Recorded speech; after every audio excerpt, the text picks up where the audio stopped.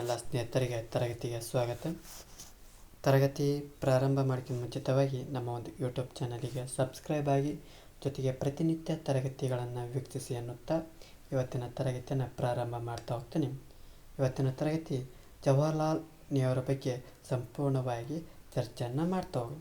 ಈ ಜವಾಹರ್ಲಾಲ್ ನೆಹರವರು ಏನಪ್ಪ home rule ಚಳುವಳಿಯೊಂದಿಗೆ ಏನು ಮಾಡ್ತಾ ಹೋಗ್ತಾರೆ, ಸ್ವಾತಂತ್ರ್ಯ ಹೋರಾಟದಲ್ಲಿ ಪ್ರವೇಶವನ್ನು ಮಾಡ್ತಾ ಹೋಗ್ತಾರೆ. ಅಂದ್ರೆ ಇವರು ಯಾವಾಗ ಎಂಟ್ರಿ ಹಾಕಾರಪ್ಪ ಅಂದ್ರೆ ಹೋಮ್ ರೂಲ್ ಚಳುವಳಿಯ ಮೂಲಕ ಸ್ವಾತಂತ್ರ್ಯ ಹೋರಾಟದಲ್ಲಿ ಪ್ರವೇಶವನ್ನು ಮಾಡ್ತಾ ಹೋಗ್ತಾರೆ. 1920ರಲ್ಲಿ ಅಸಹಕಾರ ಚಳುವಳಿಯಲ್ಲಿ ಪ್ರಮುಖ ಪಾತ್ರ ನಿರ್ವಹಣೆಯನ್ನು ಮಾಡ್ತಾ ಹೋಗ್ತಾರೆ. ಹಾಗಾಗಿ ಇವರು ನೆಹರು ಅವರು ಏನು ಮಾಡ್ತಾ ಹೋಗ್ತಾರೆ, 1929 ಲಾಹೋರ್ ಅಧಿವೇಶನದ ಅಧ್ಯಕ್ಷರಾಗ್ತಾ ಹೋಗ್ತಾರೆ. ಈ ಒಂದು ಅಧಿವೇಶನದಲ್ಲಿ ಸಂಪೂರ್ಣ ಸ್ವಾತಂತ್ರ್ಯ ಮತ್ತು ಸಂಪೂರ್ಣ ಸ್ವರಾಜ್ಯ ಎಂಬ ಘೋಷಣೆಯನ್ನು ಮಾಡ್ತಾ ಹೋಗ್ತಾರೆ. ಜೊತೆಗೆ ಗಾಂಧೀಜಿಯವರು ಅಸಹಕಾರ ಚಳುವಳಿಯನ್ನು ಹಿಂದೆ ಪಡೆದಿದ್ದರಿಂದ ಇವರು ನೆಹರೂರವರ ಒಂದು ನಿರಾಶೆ ಏನಾಗ್ತದಪ್ಪ ಅಂದ್ರೆ ವ್ಯಕ್ತ ಆಗ್ತದೆ. ಜೊತೆಗೆ ನೆಹರೂರವರ ಚಿಂತನೆಗಳು ರಾಜಕೀಯ ಚಟುವಟಿಕೆಗಳಿಗೆ ಹೊಸ ತಿರುವನ್ನು ನೀಡ್ತಾ ಹೋಗ್ತವೆ. ಇವರು ಕಮ್ಯುನಿಸ್ಟರ ಸಿದ್ಧಾಂತಗಳಿಂದ ಪ್ರಭಾವವನ್ನು ಹೊಂದಿದ್ದರು. ಇದರ ಪರಿಣಾಮವಾಗಿ ಭಾರತೀಯ ರಾಷ್ಟ್ರೀಯ ಕಾಂಗ್ರೆಸ್ನಲ್ಲಿ ಎಡಪಂಥೀಯ ಆಶಯಗಳು ಏನಾಗ್ತಾವಪ್ಪ ಅಂದ್ರೆ ಪ್ರಬಲ ಆಗ್ತವೆ.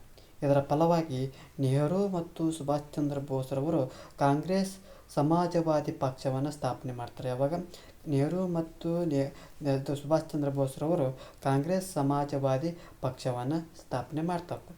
ಜೊತೆಗೆ ನೆಹರೂರವರು ಅವರ ಭಾರತೀಯ ರಾಷ್ಟ್ರೀಯ ಕಾಂಗ್ರೆಸ್ಸಿನ 49ನೇ ಅಧಿವೇಶನದ ಅಧ್ಯಕ್ಷರಾಗಿರ್ತಾರೆ. ಇಲ್ಲಿ ಕಾಂಗ್ರೆಸ್ ಅಂತಾರಾಷ್ಟ್ರೀಯ ಮಟ್ಟದಲ್ಲಿ ನಡೀತಿದ್ದಂಥ ಈ ಸಾಮ್ರಾಜ್ಯಶಾಹಿ ಯುದ್ಧದಿಂದ ದೂರವೇ ಉಳಿಬೇಕಾಯಿತು. ಹಾಗಾಗಿ ಇವರು ಚರಕ ಮತ್ತು ಹರಿಜನ ಸೇವೆಗಳು ಅಷ್ಟೇನು ಪರಿಣಾಮವಿಲ್ಲವೆಂದು ವಾದ ಮಾಡ್ತಾ ಹೋಗ್ತಾರೆ. ಈ ಅಧಿವೇಶನದಲ್ಲಿ ಗಾಂಧೀಜಿಯವರ ಚಿಂತನೆಗಳಿಂದ ದೂರ ಸರಿದಂತೆ ಕಂಡು. ಯಾಕಪ್ಪ ಅಂದ್ರೆ ಚರಕ ಮತ್ತು ಹರಿಜನಗಳು ಗಾಂಧೀಜಿಯವರ ಒಂದು ರೀತಿಯ ಹತ್ತಿರದ ಚಿಂತನೆಗಳಾಗಿತ್ತು. ಆದರೆ ಇವರು ನೆಹರೂರವರು ಅಷ್ಟೊಂದು ಪರಿಣಾಮಕಾರಿಯಲ್ಲ ಅಂತಂದು ವಾದ ಮಾಡ್ತಾರೆ. 50ನೇ ಒಂದು ರಾಷ್ಟ್ರೀಯ ಕಾಂಗ್ರೆಸ್ಸಿನ ಅಧಿವೇಶನದಲ್ಲಿ ನೆಹರೂರವರು ತಮ್ಮ ಸಮಾಜವಾದಿ ಹಾಗೂ ಕಮ್ಯುನಿಸ್ಟ್ ವಿಚಾರಗಳ ಬಗ್ಗೆ ಮೃದು ಧೋರಣೆಯನ್ನು ತಳಿತಾ ಹೋಗ್ತಾರೆ.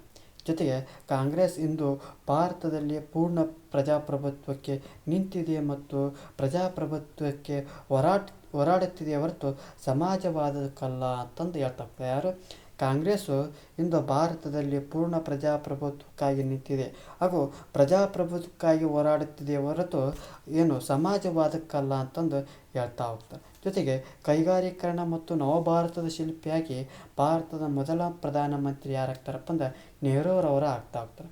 ಜೊತೆಗೆ ಉಕ್ಕಿನ ಮನುಷ್ಯ ಎಂದು ಖ್ಯಾತಿಯಾಗಿದ್ದಂಥ ಭಾರತದ ಮೊದಲ ಗೃಹ ಮಂತ್ರಿಗಳು ಯಾರಪ್ಪ ಅಂದ್ರೆ ಸರ್ದಾರ್ ವಲ್ಲಭಭಾಯಿ ಪಟೇಲ್ ಅವರು ನೇತೃತ್ವದಲ್ಲಿ ಭಾರತದ ಅನೇಕ ದೇಶೀಯ ಸಂಸ್ಥಾನಗಳ ವಿಲೀನೀಕರಣಕ್ಕೆ ಏನಾಗ್ತಾವ್ರಪ್ಪ ಅಂದ್ರೆ ನೆಹರೂರವರು ಕಾರಣರಾಗ್ತಾ ಹೋಗ್ತಾರೆ. ಜೊತೆಗೆ ನಂತರದಲ್ಲಿ ಭಾಷಾವಾರು ಪ್ರಾಂತ್ಯಗಳ ರಚನೆಯ ಮೂಲಕ ಏನಾಗ್ತದೆ, ಭಾರತಕ್ಕೆ ಪ್ರಜಾಪ್ರಭುತ್ವ ತಳಹದಿಯನ್ನು ಹಾಕ್ತಾ ಹೋಗ್ತಾರೆ. ಜೊತೆಗೆ ಬಂಡವಾಳ ಹಾಗೂ ಸಮಾಜವಾದಿ ತತ್ವಗಳನ್ನೊಳಗೊಂಡ ಮಿಶ್ರ ಆರ್ಥಿಕ ನೀತಿಯು ನೆಹರು ಮತ್ತು ಅವರ ಆಧುನಿಕ ಭಾರತದ ಮೈಲಿಗಲ್ಲಾಗ್ತದೆ. ಜೊತೆಗೆ ಬೃಹತ್ ಕೈಗಾರೀಕರಣದಿಂದ ದೇಶದ ಒಂದು ಅಭಿವೃದ್ಧಿ ಸಾಧ್ಯ ಎಂದು ಅವರು ಬಲವಾಗಿ ಅಂದ್ರೆ ಒಂದು ದೇಶವು ಉದ್ಧಾರ ಆಗ್ಬೇಕಂದ್ರೆ, ಅಭಿವೃದ್ಧಿ ಆಗ್ಬೇಕಂದ್ರೆ ಅಲ್ಲಿ ಬೃಹತ್ ಕೈಗಾರೀಕರಣ ಬೇಕು ಅಂತಂದು ಅವ್ರು ನಂಬಿದ್ರು. ಸ್ವಾತಂತ್ರ್ಯ ನಂತರದಲ್ಲಿ ಪಂಚವಾರ್ಷಿಕ ಯೋಜನೆಗಳ ಮೂಲಕ ದೇಶದ ಒಂದು ಅಭಿವೃದ್ಧಿಯ ಕನಸನ್ನು ಕಾಣ್ತವೆ. ಇವುಗಳ ರೂವಾರಿಯಾಗಿ ನೆಹರೂರವರನ್ನು ಕಾಣ್ತಾ ಹೋಗ್ತೀವಿ. ಅಂದ್ರೆ ಪಂಚವಾರ್ಷಿಕ ಯೋಜನೆಗಳ ರೂವಾರಿ ಅಂತ ಯಾರನ್ನ ಕರಿತಪ್ಪ ಅಂದ್ರೆ ನೆಹರೂರವರನ್ನು ಕಾಣ್ತಾ ಹೋಗ್ತೀವಿ. ಜೊತೆಗೆ ವಿದೇಶಾಂಗ ನೀತಿಗೆ ಸಂಬಂಧಿಸಿದಂಥ ಭಾರತದ ಬಣಗಳ ಧ್ರುವೀಕೃತ ವ್ಯವಸ್ಥೆಯಿಂದ ವಿಮುಕ್ತಗೊಂಡು ಅವ್ರು ಏನು ಮಾಡ್ತಾ ಹೋಗ್ತಾರಪ್ಪ ಅಂದ್ರೆ ಅಲಿಪ್ತ ನೀತಿ, ಯಾವ ಬಣಕ್ಕೂ ಸೇರದೆ ತಮ್ಮ ಒಂದು ತಟಸ್ಥ ನೀತಿ ಅಂದ್ರೆ ಅಲಿಪ್ತ ನೀತಿಯನ್ನು ಪ್ರತಿಪಾದನೆಯನ್ನು ಮಾಡ್ತಾ ಹೋಗ್ತಾರೆ. ಜೊತೆಗೆ ಪಂಚಶೀಲ ತತ್ವಗಳ ಆಧಾರದ ಮೇಲೆ ಏನು ಮಾಡ್ತಾ ಹೋಗ್ತಾರೆ, ತಮ್ಮ ಒಂದು ರಾಜಕಾರಣದ ದೂರವೇ ಉಳಿದು ಶಾಂತಿ ಸಹಬಾಳ್ವೆಯ ಸೂತ್ರಗಳನ್ನು ಅನುಷ್ಠಾನಕ್ಕೆ ತರ್ತಾ ಹೋಗ್ತಾರೆ. ಇವರು 1964ರಲ್ಲಿ ಏನಾಗ್ತಾರಪ್ಪ ಅಂದ್ರೆ ನಿಧನವನ್ನು ಹೊಂದ್ತಾ ಹೋಗ್ತಾರೆ. ಜೊತೆಗೆ ಇಲ್ಲಿ ವಿಶೇಷವಾಗಿ ಮಹಾರಾಷ್ಟ್ರದ ಮಹಾಡ್ ಎನ್ನುವಂಥ ಊರಿನಲ್ಲಿ ಕೆರೆಯ ನೀರನ್ನು ಅಸ್ಪೃಶ್ಯರಿಗೆ ಬಳಸುವಂತಿರಲಿಲ್ಲ. ಹಾಗಾಗಿ ಈ ನೀರಿನ ಬಳಕೆಯನ್ನು ಊರಿನ ಅಸ್ಪೃಶ್ಯರು ಉಪಯೋಗಿಸುವಂತೆ ರೂಪಿಸಿದಂಥ ಚಳುವಳಿಯನ್ನು ಮಹಾಡ್ ಚಳುವಳಿ ಎಂದು ಕರೀತಾರೆ. ಹಾಗೆಯೇ ಕಾಲಾರಾಮ್ ಎನ್ನುವ ದೇವಾಲಯದಲ್ಲಿ ಉಳಿದೆಡೆಯಲ್ಲಿದ್ದಂಥ ಅಸ್ಪೃಶ್ಯರು ಕೂಡ ಇಲ್ಲಿ ಕೂಡ ಪ್ರವೇಶವಿರಲಿಲ್ಲ. ಅಲ್ಲಿ ಕೂಡ ಅಸ್ಪೃಶ್ಯರು ದೇವಾಲಯವನ್ನು ಪ್ರವೇಶಿಸುವ ಕ್ರಾಂತಿಕಾರಕ ಯೋಜನೆಯನ್ನು ಅಂಬೇಡ್ಕರ್ ಅವರು ರೂಪಿಸ್ತಾ ಹೋಗ್ತಾರೆ. ಆದರೆ ಇವುಗಳು ಜನರಲ್ಲಿ ಜಾಗೃತಿಯನ್ನು ಉಂಟು ಮಾಡಿದರೂ ಕೂಡ ಚಳುವಳಿಗಳು ಆ ಕಾಲಘಟ್ಟದಲ್ಲಿ ಏನಾಗಲಿಲ್ಲ, ಯಶಸ್ವಿ ಆಗಲಿಲ್ಲ.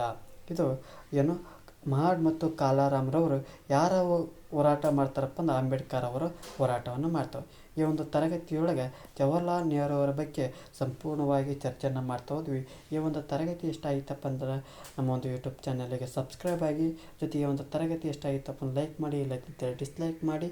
ಏನಾದರೂ ದೋಷಗಳು ಮತ್ತು ನಿಮ್ಮ ಒಂದು ಅಭಿಪ್ರಾಯವನ್ನು ಕಮೆಂಟ್ ಬಾಕ್ಸ್ನ ಮೂಲಕ ತಿಳಿಸಿ ಅನ್ನುತ್ತಾ ಈ ಒಂದು ತರಗತಿಯನ್ನು ಮುಗಿಸ್ತಾ ಇದ್ದೀನಿ. ಎಲ್ಲರಿಗೂ ಧನ್ಯವಾದಗಳು.